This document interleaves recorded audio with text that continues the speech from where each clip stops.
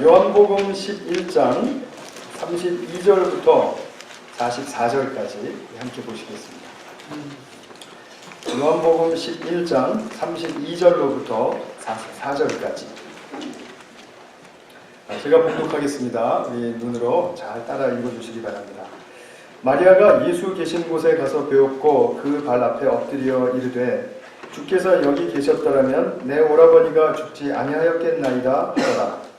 예수께서 그가 우는 것과 또 함께 온 유대인들이 우는 것을 보시고 심령의 비통이 여기시고 불쌍히 여기사 이르시되 그를 어디 두었느냐 이르되 주여 와 보옵소서 하니 예수께서 눈물을 흘리시더라. 이에 유대인들이 말하되 보라 그를 얼마나 사랑하셨는가 하며 그중 어떤 이는 말하되 맹인의 눈을 뜨게 한 이 사람이 그 사람은 죽지 않게 할 수 없었더냐 하더라. 이에 예수께서 다시 속으로 비통히 여기시며 무덤에 가시니 무덤이 굴이라 돌로 막았거늘 예수께서 이르시되 돌을 옮겨 놓으라 하시니 그 죽은 자의 눈이 마르다가 이르되 주여 죽은 지가 나흘이 되었음에 벌써 냄새가 나나이다. 예수께서 이르시되 내 말이 내가 믿으면 하나님의 영광을 보리라 하지 아니하였느냐 하시니 돌을 옮겨 놓으니 예수께서 눈을 들어 우러러 보시고 이르시되 아버지여 내 말을 들으신 것을 감사하나이다. 항상 내 말을 들으시는 줄을 내가 알았나이다. 그러나 이 말씀하옵는 것은 둘러선 무리를 위함이니 곧 아버지께서 나를 보내신 것을 그들로 믿게 하려 함이니이다. 이 말씀을 하시고 큰 소리로 나사로야 나오라 부르시니 죽은 자가 수족을 베인 동인채로 나오는데 그 얼굴은 수건에 쌓였더라. 예수께서 이르시되 풀어놓아 다니게 하라 하시니라. 아멘. 네, 오늘과 다음 시간을 통해서 우리 요한복음 11장을 함께 나누면서 보시도록 하겠습니다. 성경을 우리 보실 때 항상 새로운 것이 보이면 그것만큼 큰 축복이 없습니다. 내가 어제 읽었던 그 성경, 거기서 발견했던 것 이상으로 오늘 성경을 읽을 때 새로운 것을 발견한다면 그 기쁨과 그 힘이 얼마나 큰지 우리 경험하신 분들은 아실 수 있을 것입니다. 우리 1961년도에 소비에트 연방의 그 우주 비행사였던 유리 가가린이라는 그 유명한 사람이 있죠. 그 사람이 인류 최초로 지구 궤도를 이제 도는데 성공을 했습니다. 비행을 하는데 성공을 했고 또 몇 번을 이렇게 돌았다고 합니다. 그가 이제 다녀와서 하는 말이 뭐냐면 자기가 참 우주를 이렇게 돌아보았는데 기껏해 뭐 작은 별 하나 이렇게 돌아보고서는 하는 말이 우주 어디에도 하나님이 계신다는 징후를 발견할 수 없었다 하면서 하나님은 존재하지 않는다 이렇게 말했습니다. 가가린의 문제는 뭡니까? 자기가 보는 것만 봤다는 거죠. 늘 보는 것, 몇 바퀴 돌아도 보는 것만 본 것입니다. 근데 반면에 잘 알려진 우리 18세기 초에 아이작 뉴턴이라는 유명한 과학자가 있죠. 그분은 망원경으로 이제 우주를 관찰하고 또 그 움직임, 그 원리를 발견하고 그리고 발표하고 그래서 유익을 참으로 많이 끼쳤던 사람이죠. 근데 그분은 이런 고백을 했습니다. 나는 망원경으로 몇 백만 킬로 밖에 우주를 볼 수 있다. 그러나 망원경을 내려놓고 내 방에 들어가 무릎을 꿇고 간절히 기도하면 망원경을 통해 보는 것보다 천국이 더 잘 보이고 하나님과 더 가까워진다. 골방에서 천국이 더 잘 보인다는 게 눈으로 보이는 수준을 이야기하는 건 아니죠. 그러나 자기의 영혼의 눈, 마음의 눈이 밝아지면 자기의 인생, 그리고 역사, 그리고 우주에 대해서 그만큼 확신할 수 있다는 사실을 우리 이 사람의 고백을 통해서 우리가 보게 됩니다. 가가린과 뉴턴의 이 고백은 너무나 대조적이죠. 그래서 우리 성경을 읽으실 때 정말 내가 보지 못했던 것을 보게 하옵소서 이런 기도가 앞서실 수 있기를 바랍니다. 제가 요즘에 성경을 아주 열심히 읽는 우리 성도님들 계시다고 말씀을 듣고 있고 정말 너무나도 참 기뻐요. 근데 이 기도, 내가 보지 못했던 것을 보게 하소서 라는 이 기도를 앞세우시기를 바라고 그리고 사랑의 격려를 보내드립니다. 먼저 11장 줄거리를 좀 보겠습니다. 11장은 요한복음에 이제 7개의 기적의 이야기가 나오는데 그 마지막 이제 기사 이야기입니다. 2장부터 나왔던 가나 혼인잔치 그것으로부터 시작해서 지금까지 왔습니다. 그래서 요한복음 1장에서 11장까지는 이제 기적이 7개가 중심이 되어 있기 때문에 기적의 책이다 이렇게 이제 말합니다. 12장부터는 주님께서 영광에 대한 언급을 참 많이 하세요. 그렇기 때문에 그 영광의 순간, 십자가의 순간, 그리고 부활 그 이야기까지 다 포함을 해서 12장 이후부터는 영광의 책이다 이렇게 말합니다. 이제 기적의 책, 표적의 책의 이제 마지막 부분인데요. 다 아시듯이 죽었던 나사로가 살아나는 이야기입니다. 근데 죽었던 사람이 살아났다. 이런 것을 신기하게 얘기하고 우리도 죽었다가 살 수 있다. 이런 지금 이야기를 하고자 하는 게 아닙니다. 이 나사로가 소생한 사건을 통해서 주님을 더욱더 면밀하게 가까이 바라보고 그리고 그분과 교감을 더 깊이 누리고 그리고 그분이 행하셨던 일이 과연 무슨 의미인가 어떤 핵심의 요지를 가지고 있는가 그것을 우리가 살펴보아야 한다는 것이죠. 그것이 바로 표적이라고 이름을 붙인 이유입니다. 단순한 기적이 아니고 표적이라는 말은 항상 가리켜서 진짜 의미를 밝혀준다 이것이죠. 베다니에 사는 나사로가 병들어서 위독했습니다. 그래서 그의 누이들이 있었는데 마르다와 마리아였죠. 너무 위독해져서 주님이 빨리 좀 오시면 좋겠다 해서 사람을 보냈습니다. 그래서 사람을 보내서 이제 도움을 요청을 했는데 예수님께서 그 말씀을 듣고 나서 이틀이나 본인이 거하시던 곳에 유대로 돌아갔다 이렇게 나오는데 하여튼 베다니로 돌아오지 않고 이틀을 지체를 하셨습니다. 그리고 이제 베다니로 다시 돌아왔을 때 예수님이 이제 제자들과 함께 왔을 때는 벌써 이미 자기가 전령을 받은 지 나흘째 되는 날이었습니다. 4일째 되는 날이었더라는 거죠. 뒤에 보면은 나사로가 죽은 지 벌써 4일이 되었습니다. 이렇게 말하는 걸로 보아서 마르다와 마리아가 이제 사람을 보내고 난 직후에 그 사람이 예수께로 가는 중에 나사로가 죽은 것 같아요. 그러니까 예수님께로 가는데 하루, 지체하신 이틀, 그 다음에 또 오시는데 하루 이렇게 해서 이제 사흘이 걸렸는데 이미 나사로는 예수님이 그 소식을 듣기 전에 죽은 것이죠. 그렇게 우리가 분명히 추측을 해볼 수 있는데 그러니까 오늘 우리 주일에 이제 예수님이 베다니를 찾았다 이렇게 생각하신다면 목요일날 지난 목요일날 나사로가 운명한 것입니다. 예수님이 이제 마을 밖까지 이렇게 오셨는데 그 오셨다는 얘기를 듣고 마르다가 뛰어나갑니다. 그리고 이제 마르다와 이어지는 대화가 있는데 그 대화는 다음 주에 우리 같이 한번 더 자세하게 살펴보도록 하겠습니다.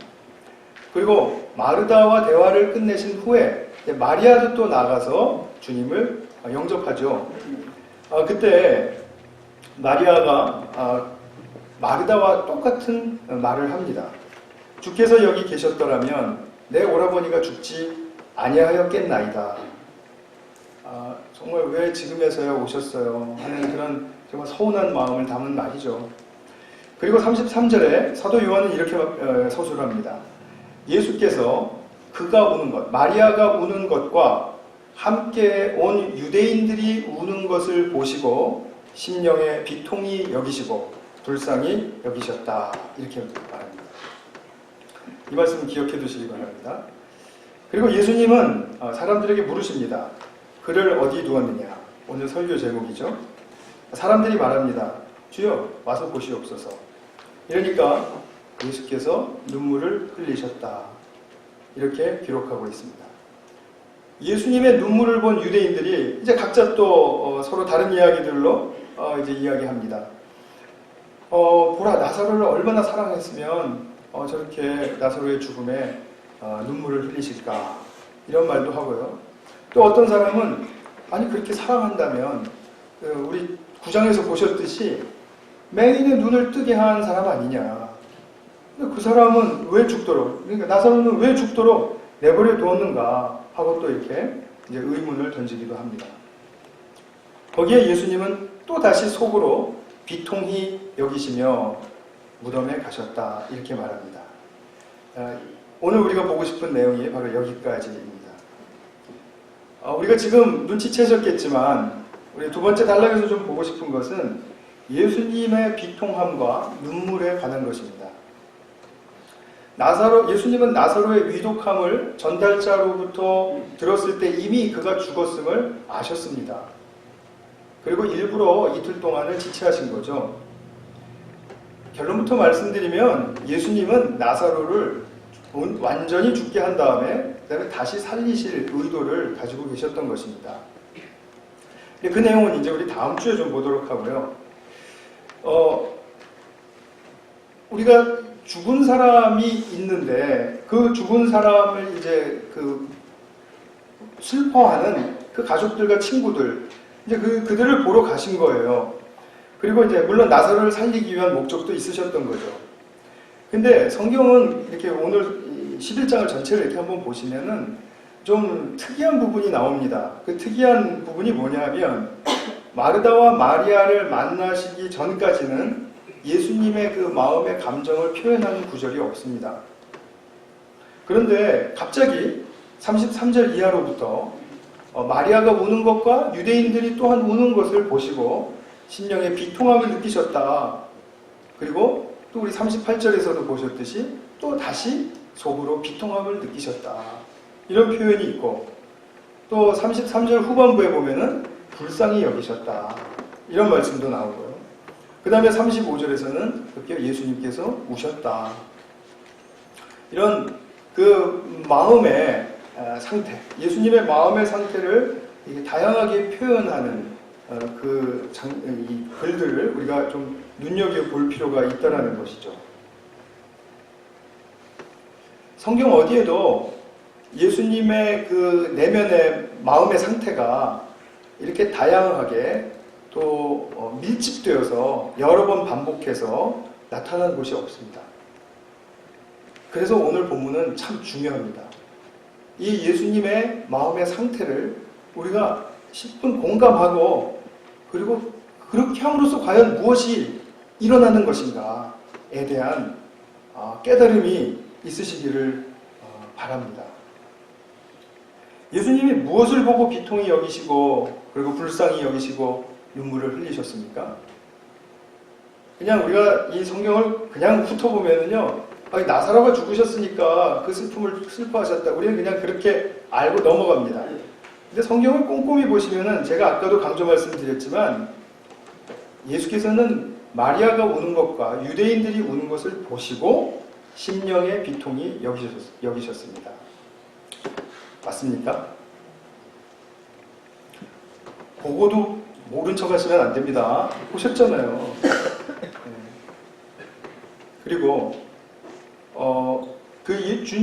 주님 이 비통하다라는 이 표현을 우리가 조금 알아야 되는데 이 표현은 이제 어떤 충격이나 사건이 일어났을 때 이렇게 화와 어떤 폭발하는 에너지 같은 게 이렇게 꽉 찬 상태를 말합니다. 말하자면 마음의 격앙이 일어난 것이죠. 그러니까 예수님이 지금 마음의 상태가 굉장히 소용돌이 같은 그런 상황이라는 것입니다.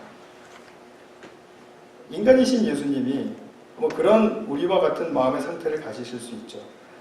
그런데 그런 상태가 왜 발생했는가? 그 부분을 알아야 되겠죠. 또 불쌍히 여기셨다라는 말이 나오는데 다시 나사로를 살리실 거면 도대체 뭐가 불쌍하신 것인가? 이 불쌍하다라는 것은 민망히 여기셨다라는 말도 되고 또 자비를 베푸셨다라는 말도 되는데 이 유대 사람들은 긍휼을 느꼈다 그리고 불쌍히 여겼다 이런 말이 자기 창자가 끊어지는 것 같은 아픔을 느꼈다라는 그 비유적인 표현으로 사용합니다. 그러니까 예수님이 굉장히 그 상황, 그 사람들을 보시고 마음이 굉장히 아프셨다는 얘기입니다. 나사로의 죽음으로 인해서가 아니고 마리아와 주변 사람들의 눈물과 그 상황을 보시고 그렇게 느끼셨던 것입니다. 그리고 아직 문장이 끝나지 않았습니다. 여기 지금 굉장히 긴 문장이거든요. 그리고서는 주님의 비통함과 긍휼함 가운데 주님이 물어보시죠. 그를 어디 두었느냐? 라고 묻고 그 말을 하시면서 우셨습니다. 예수님의 이 질문은 뭐 당연히 나사로 무덤이 어디인지 몰랐으니까 물으셨겠지 뭐, 이렇게 하면은 지금 예수님의 마음을 절대로 이해를 할 수가 없습니다. 예수님의 질문, 그를 어디 두었느냐, 이것은 우리 창세기에서 하나님께서 인류 최초의 인간에게 하신 최초의 질문을 생각나게 합니다. 창세기 3장을 보면 선악을 알게 하는 나무의 열매를 따먹지 말라고 했는데 그것을 뱀의 말을 듣고 아담과 하와가 따먹어 버렸죠. 그리고 나서 굉장히 두려워졌습니다. 그리고 부끄러워졌습니다. 그래서 하나님의 낯을 피했다, 이렇게 표현합니다. 그리고 동산나무 사이에 숨었습니다. 그 모습이 이렇게 상상이 되시죠. 그때 이제 서늘한 바람이 불 때 하나님께서 거니시다가 아담을 부르십니다. 아담아, 네가 어디 있느냐? 여기서 하나님이 정말 아담이 어디인 줄 몰라서 물어보시는 겁니까? 그런 거 아니죠. 아니, 내가 어디 있느냐라고 물으시려면 어딘지 알고 오셔서 지금 물어보시는데 말이 안 되지 않습니까? 문자 그대로의 그런 의미가 아니고, 네가 거기 지금 숨어있는 그 이유가 뭐냐, 어떻게 하다가 거기 그렇게 지금 있게 되었느냐, 한번 네 입으로 고백을 해봐라. 그리고 우리 문제 해결하자. 지금 이런 뜻입니다. 그렇게 말씀하시는, 그렇게 물으시는 하나님의 질문 속에 하나님의 마음을 느끼실 수가 있겠습니까? 하나님의 마음, 분명히 아담과 하와에 대한 비통함과 연민입니다.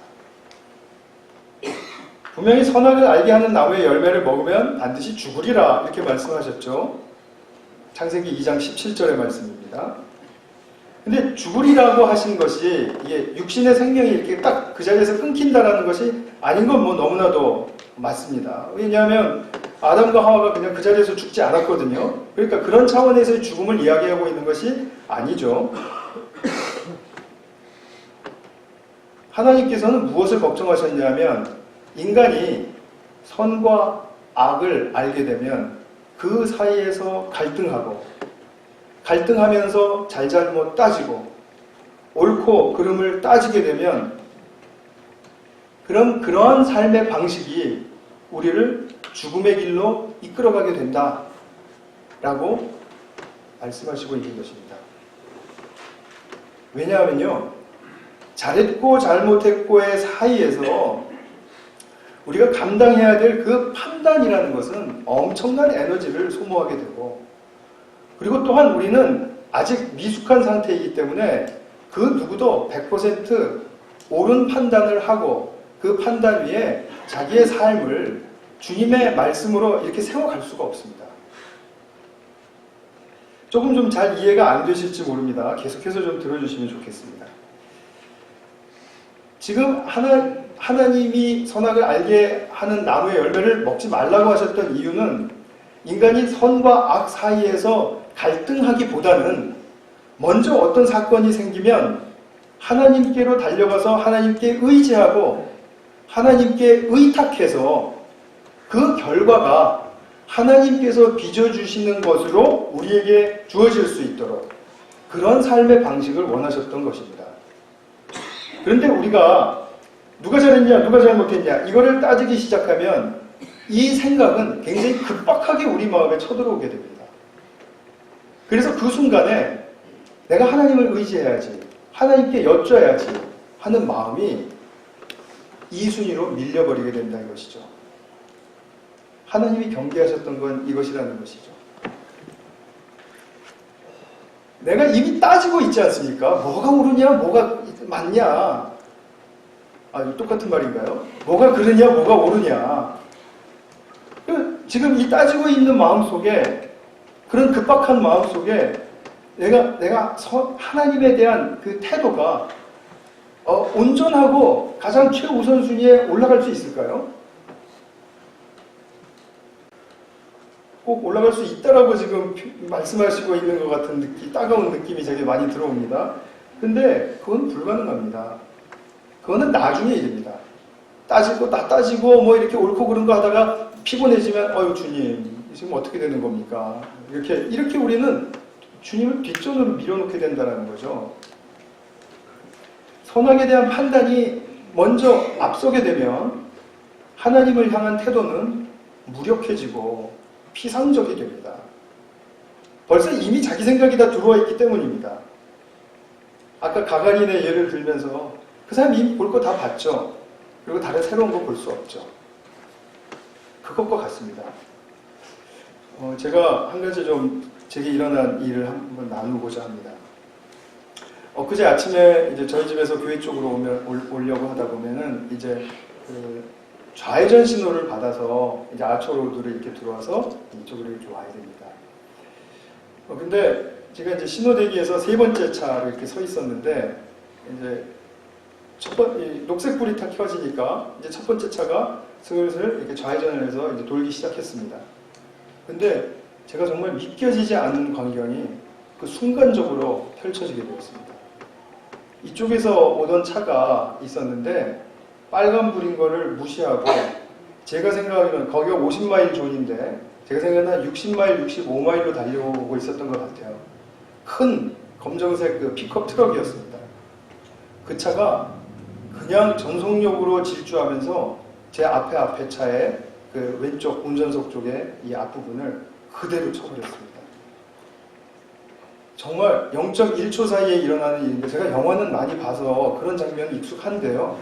진짜로 눈에 보니까 차가 순식간에 빡 이렇게 꺾어지면서 작고 큰 그 수많은 파편들이 막 이렇게 폭탄 터지듯이 펼쳐지는 겁니다. 그러면서 삽시간에 아스팔트가 난장판이 되고 그 차는 결국은 밀려서 반대 방향 쪽으로 향하게 돼서 질질 이제 이렇게 밀려가다가 결국은 폴대를 받고 그 다음에 차가 정지했습니다.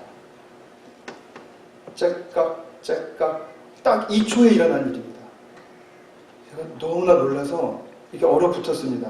저 사람 죽었겠다. 어떻게 살아? 이런 생각이 드는 겁니다.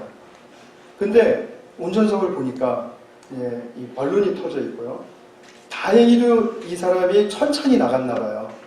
그래서 운전석 쪽을 그대로 받지 않고 운전석 앞쪽을 이렇게 박은 겁니다. 그래가지고 차가 난파가 되고 했는데 이 여자가 안 보이는 거예요. 이 여인이 운전사가. 근데 보니까 이렇게 밑으로 끼워가지고 조수석 쪽으로 해서 문을 열고 나왔습니다.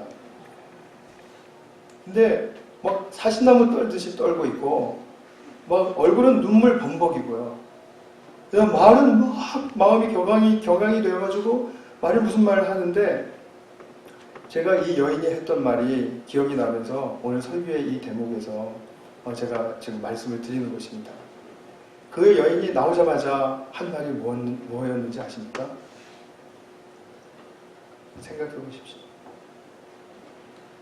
내 잘못 아니야. 분명히 녹색불이었어. 이 말이었습니다. 사람은 죽음의 위기의 순간에도 판단하는구나. 내 잘못인지 저 잘못인지 따지고 있구나.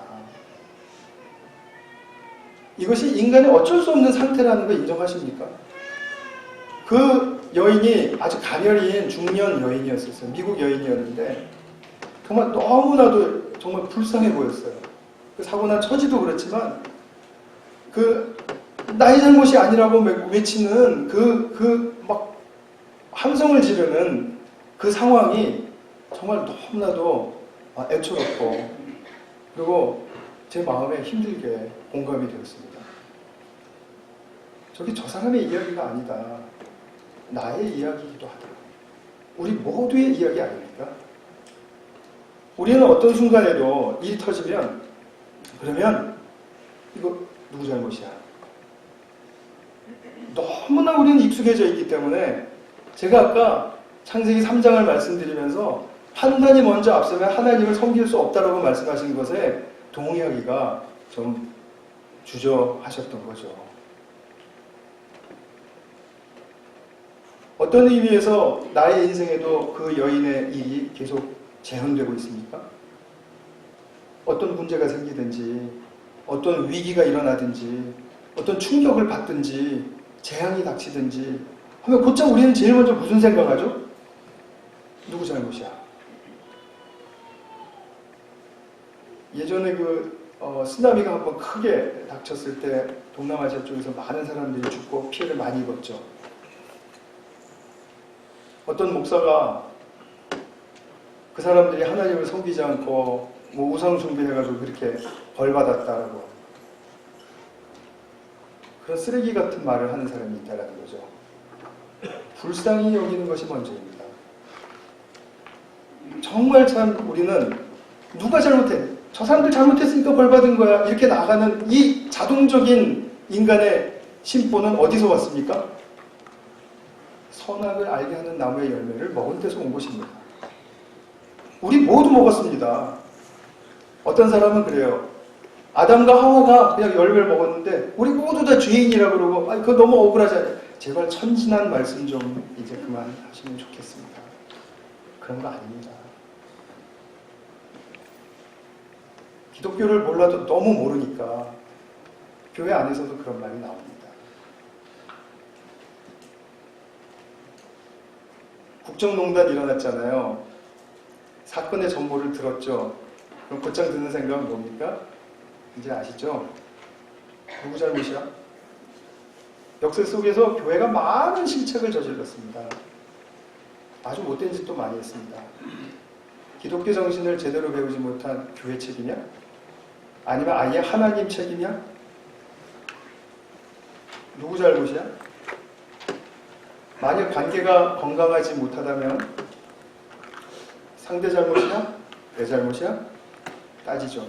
심지어는 자식과의 문제에서도 부모인 나의 잘못이야? 그 아이의 잘못이야? 이거 따지느라고 바쁘죠. 한동안 주님 없는 삶을 살아야 하죠. 이런 선악의 판단의 소용돌이가 우리 안에서 늘 몰아치고 있다는 사실입니다. 더더군다나 더 가련한 것은 뭐냐면 내가 생각하기에도 이제 핑계댈 수가 없어. 이건 나의 잘못임이 너무나도 분명해. 이렇게 판단된다면 이제 그 다음에는 나의 수치가 얼마나 폭로가 될까. 그것이 너무 두려운 것이죠. 부끄럽고 숨고 싶은 것이죠. 아담처럼. 이 두려움 때문에 미리 앞질러 가서 누가 시키지도 않았습니다. 또 그럴 필요도 없습니다. 그런데 혼자 내면에서 자기 혼자의 그 소모적인 싸움을 그치지를 못합니다. 결국 아담과 하와의 씨름이 바로 이런 것이었죠. 자기 잘못이라 그러면은 너무나도 이게 큰 수치와 두려움을 당하는 그것이 무서워서 서로 탓하고 있었습니다. 정확하게 장면이 딱 맞아떨어지지 않습니까? 그러니까 판단이 앞서는 상황 속에 있으면은 아담과 하와의 상태에서 보여줬듯이 서로를 힘들게 하고 내 자신도 힘들게 한다는 거죠. 같이 있어도 힘들고 혼자 있어도 힘들고 그러다가 나의 삶이 지치죠. 내 인생을 내가 돌보기도 힘겨운 상태를 만나게 되죠. 사랑하는 여러분, 그래서 하나님께서 선악을 알게 하는 나무의 열매를 먹지 말아라 라고 하신 것입니다. 그러면 우린 이미 먹었지 않습니까? 우린 이미 먹었는데 그럼 어떻게 하란 말이냐? 판단과 정죄의 의식들이 막 몰아치고 있는데 그럼 우리가 어떻게 하란 말이냐? 그러면 하나님이 우리가 그것을 먹었기 때문에 벌 주시려고 지금 이 성경을 이렇게 긴 책으로 우리에게 남겨주셨을까요? 잘못했으니까 벌을 받아야지. 그게 하나님의 공의지. 이런 지금 논리로 가야 되겠습니까? 그 말이 맞더라도 그렇게 원하진 마세요. 큰일 납니다. 우리가 하나님께 벌 받으면 그냥 어떻게 더 이상 살겠습니까? 아무도 실감이 안 나십니까? 근데 하나님이 벌 주려고 아담아 네가 어디 있느냐 물으신 거 아닙니다. 벌 주시는 거 말고 다른 길을 회복하고 축복받을 수 있는 다른 길을 알려주시려고 창세기 3장 이하 요한계시록 22장까지 우리에게 주신 말씀입니다. 그것이 뭡니까? 벌 주는 거 말고 주님께서 정말 하시고 싶은 일이 무엇입니까? 어딨냐고 물어보셨을 때 주님의 심정을 같이 함께 나누고 공유하는 것입니다. 제가 지지난주 설교에서도 인간과 하나님은 공유할 수 있는 신성의 영역이 있다. 그래야만 바르게 인성이 자라갈 수 있다. 라고 말씀드렸죠. 그것과 좀 연결이 되는 말씀입니다. 우리가 하나님이 뭐 잘못했으니까 이미 엎질러진 물인데 그거를 벌 주려고 오신 게 아니라는 거, 하나님이 그렇게 속 좁은 분이 아니시라는 거, 정말 우리가 신앙생활을 하면 할수록 알아야 되는데, 교회 다니신 지 지금 얼마나 되셨는지 본인이 이제 다 잘 아시겠죠. 하나님께서 정말 안타깝고 비통한 마음으로 아담과 하와를 찾으신 겁니다. 지금 하나님의 지금 요청은 뭐냐면, 제발 내가 너희에 대해서 이렇게 안타깝고 비통한 마음을 가지고 있는 것을 알아달라입니다. 알아달라. 그러면 거기에 길이 있다. 그 말씀을 하고 싶으신 것입니다. 근데 우리가 선악을 알게 하는 나무의 열매를 벌써 이미 따먹어 버렸기 때문에 지금 나무 하나 있는 생명나무 건드리면 안 되거든요. 지금 이 상태에서 우리 생명나무 먹어버리면 그냥 거기서 굳어져 버리니까, 생명나무 보존하시기 위해서 아담과 하와를 에덴에서 내보내시지 않았습니까? 근데 아담과 하와만 에덴으로부터 나갔나요? 창세기 4장부터 보면 하나님은 아담과 하와와 같이 나가셨습니다. 인류 최초의 살인죄를 지은 가인, 중범죄인이다. 우리 죄의 이제 그 중량이 크죠. 그 죄인과 밀착 교제하시고자 하는 그 하나님의 시도, 하나님의 마음을 한번 읽어보십시오. 그것이 얼마나 출에덴한 후에 하나님의 은혜로우시고 자기를 버리시는 그런 행동이십니까? 근데 가인의 후예들, 또 그 이후로 모든 구약의 백성들이 그런 하나님의 마음을 알아들이질 못했다는 거죠. 그리고 종교 행위로 다 자신들의 삶을 다 하나님 앞에서 그냥 올커니하게 이렇게 만들어버린 것이죠. 결국 어떻게 보면 자기 최면입니다. 그렇기 때문에 하나님께서는 너무나도 그 안타깝고 비통한 마음을 감추실 수가 없었죠. 그래서 결국은 수많은 선지자들을 보내셔서 하나님의 그 마음을 외치게 하시고 또 전하십니다. 결국은 에덴 밖으로부터 나오셔서 하나님은 계속해서 당신의 약속대로 동행하신 것입니다. 그리스도의 때에 이르기까지 이 구약의 백성들은 하나님의 그 아픈 마음을 몰랐습니다. 하나님의 비통함을 몰랐습니다. 그러니까 결국은 그들은 그리스도를 통해서 우리라는 이 교회로 지금은 대치되어 있는 상황인 것이죠.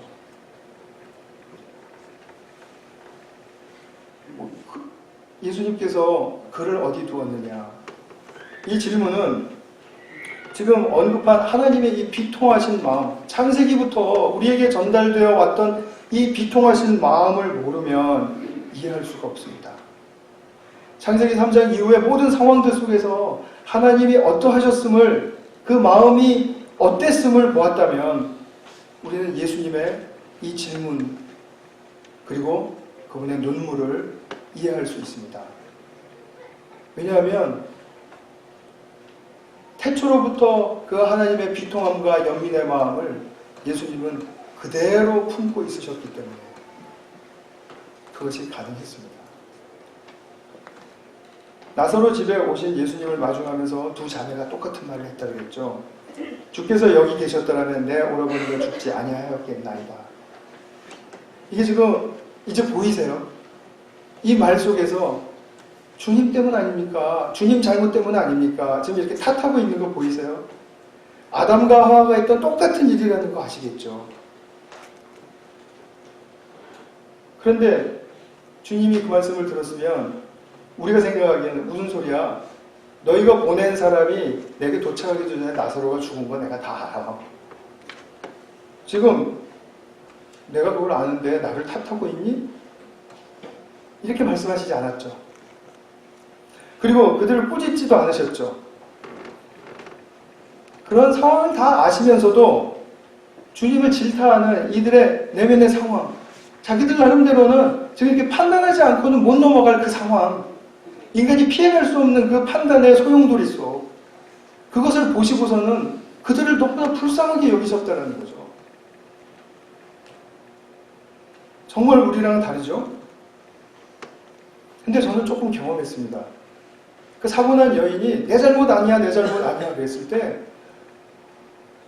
너무나 깊은 연민이 부분적이었겠지만 느껴졌습니다.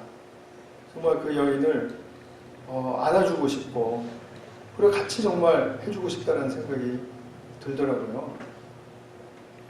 사실은 인간의 본성은 이거 아닙니까?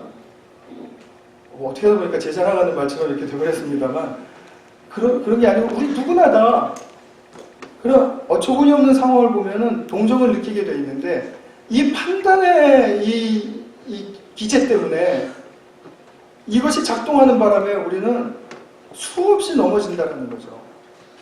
그리고 넘어지면서도 자기가 넘어진 줄 모르는 것. 이것이 지금 우리의 문제라는 것입니다.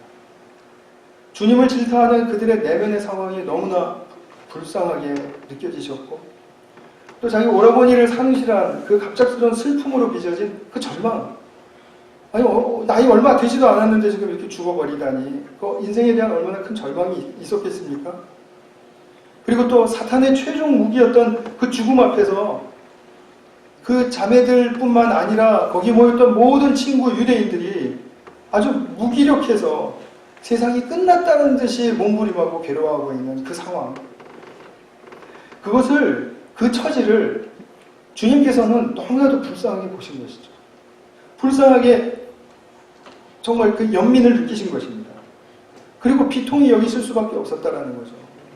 그것이 사람에 대한 어떤 정죄나 그런 어떤 사람을 미워하는 그런 측면으로 나간 것이 아니라 이렇게 된 이 상황 자체가 너무나도 슬프고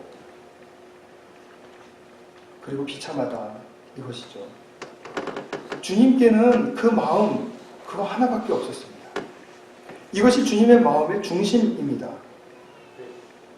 내가 어떤 사람의 판단과 이제 행동에 대처할 때 그 사람이 나를 판단하고 이제 온다 이거죠. 뭐 예를 들면 그런 일이 이제 일어나는데 나 또한 내가 나의 판단으로 응수하는 것은 지극히 우리가 익숙해져 있는 삶입니다.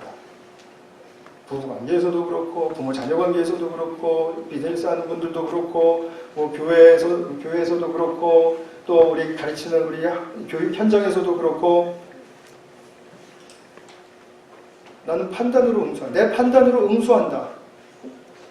그것이 우리에게는 너무나 익숙합니다.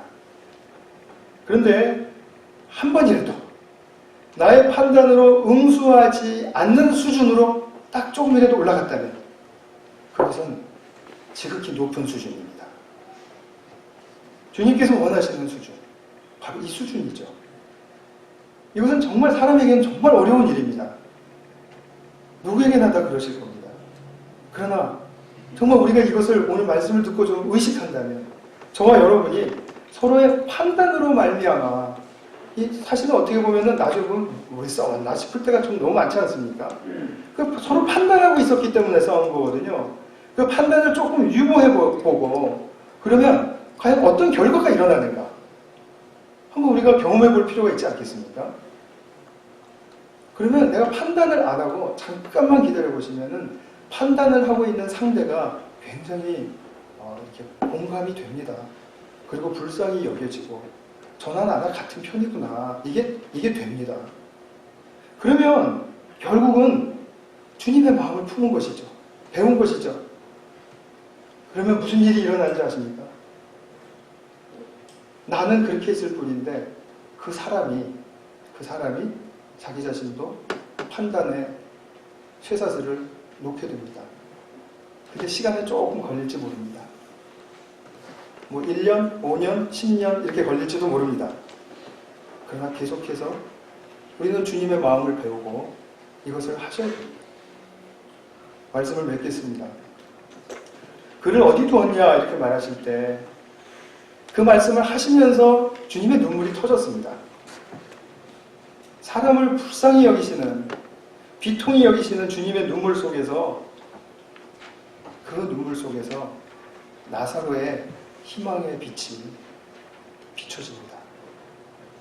나사로의 부활의 희망의 빛이 바로 주님의 눈물 속에서 비춰지고 있었다는 것이죠. 주님의 고통 없는 부활은 없습니다. 우리도 마찬가지입니다. 나의 상대가 누구든지 주님께서 불쌍히 여기고 계시는 마르다, 마리아, 유대인 친구들과 같은 상태를 스스로 극복하고 빠져나올 수 없습니다. 우리가 만나는 모든 상대는 그 그물에서 빠져나올 수 없다는 것을 아셔야 됩니다. 그러니까 나는 어떻게 해야 되느냐 그게 문제죠. 그죠? 저 사람 바뀌지 않으니까 나는 어떻게 해야 하느냐. 나도 그럼 아까 좀 전에 말씀드린 대로 판단으로 응수하시지 않으면 됩니다. 그리고 주님을 기다리시면 됩니다. 그것이 우리가 새로운 부활의 생명의 질서 바로 그것입니다. 우리가 부활의 생명이 능력이 많아지고 지혜가 많아지고 그래서 내가 유명해지고 이런 거 전혀 아니라는 거 아시잖아요? 그러면 우리에게 일어나는 진짜 변화는 무엇인가? 진짜 변화. 내 속에서 판단의 횟수가 줄어드는 것이죠. 그러면 상대에게서도 변화가 일어나고 나도 주님을 따라 주님의 부활의 증인이 되는 축복을 얻게 된다는 거죠. 이것이 우리 부활의 신앙을 위해서 저와 여러분이 겸손히 본받고 따라야 할 길임을 꼭 기억하시기 바랍니다. 기도하겠습니다.